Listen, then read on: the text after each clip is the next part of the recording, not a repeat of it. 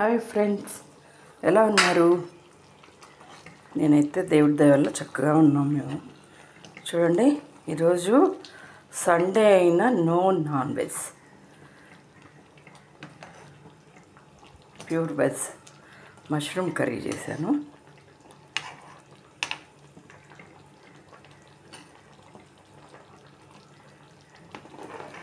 Taste అయితే next లెవెల్లో ఉంది. నైట్ చపాతీలోకి, ఇప్పుడు రైస్లోకి.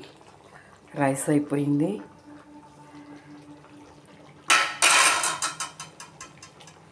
Curry ready. ఒక 5 minutes ఉడికిందంటే మష్రూమ్ కర్రీ రెడీ. చూడండి, మష్రూమ్స్ ఎంత బాగున్నాయో చూడండి. ఫ్రెష్గా చిన్ని మష్రూమ్స్.